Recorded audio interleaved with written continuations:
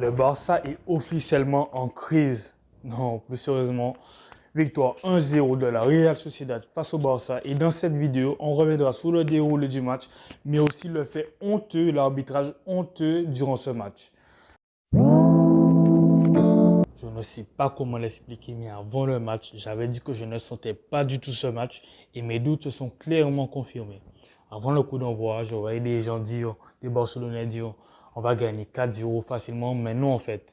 On a perdu 1-0 alors qu'on aurait pu en prendre 3 ou 4 facilement. Heureusement, la Real Sociedad a vendangé devant les camps. Et pour revenir au match, cette défaite revient à anti-flic parce que, ok, nous avons un effectif court en attaque, on n'a pas de remplaçant à Lamine Yamal et même en défense d'ailleurs, l'effectif il est court. Mais désolé, anti-flic il paye les non-remplacements de Lamine Yamal qu'il gère très très mal.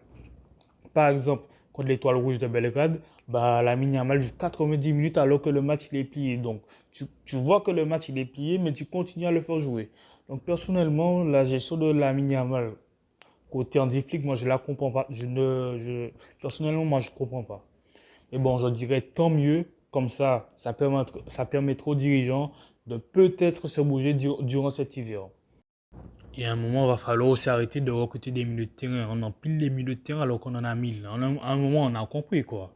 Mais bref, on perd 1-0, mais ce n'est pas du tout un scandale si on encaisse 2 ou 3 de plus hier, tellement que la Real Sociedad en a loupé des occasions. Et cette difficulté défensive s'explique avec un match catastrophique de Jules Koundé.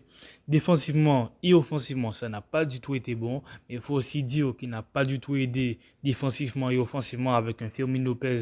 Là, on retrouve Lamine Yamal présent sur l'aile droite et qui de plus fait les replis défensifs. Mais ça n'excuse pas totalement son match car techniquement, ça a été une horreur. Il n'y a pas que le match de Jules Koundé, mais le match de Koubarsi n'a pas du tout été bon. Mais qu'est-ce que tu veux faire? Le petit, il a 17 ans, il enchaîne. Et quand je vois des gens cracher sur Ronald Araujo, mais désolé, mais j'ai envie de dire que j'ai envie de demander à ces gens s'ils sont bêtes. En attaque, nous sommes limités. Et pareil pour le poste de défenseur central. Mais vous vous permettez de dire non, je ne veux pas Araujo. Mais taisez-vous. Juste pour le match contre le PSG, ça le fait passer pour le peu des tout cas. Vous oubliez, certaines personnes oublient qui est Araujo. Maintenant, parlons de l'arbitre ou de l'arbitrage qui se moque littéralement de nous. Mais avec ce championnat, je ne suis pas du tout étonné. On se fait voler en 4K, même avec la VAR. Je ne sais pas si vous vous rendez compte, mais ils ont littéralement pris 8 minutes pour nous fournir des images concernant le hors-jeu, alors que c'est censé prendre 1 à 2 minutes.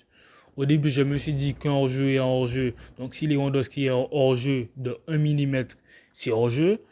Mais là, ils ont littéralement pris 8 minutes pour trafiquer les images qui ne correspondaient pas du tout. Ils ont même rallongé les pieds de Lewandowski et c'est terrifiant de se dire que même avec la VAR, tu n'es pas du tout tranquille. Je ne vais pas les traiter d'amateurs car ils savent très bien ce qu'ils font.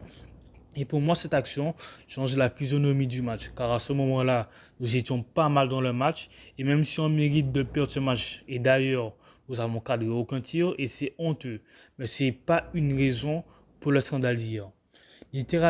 Prendre littéralement 8 minutes pour trafiquer les images qui sont censées être fournies en 1 minute, à un moment, on se fait douiller, c'est sûr.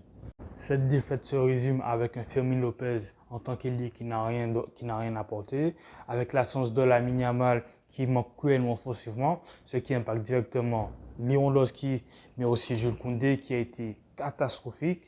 Un Pedri qui n'a pas du tout été bon dans ce rôle de numéro 10 et un Frenkie de Jong qui débute très bien mais qui est ensuite touché au genou et on pouvait le voir boiter. Ce qui fait qu'il ne courait plus, donc forcément ça devient compliqué au milieu de terrain.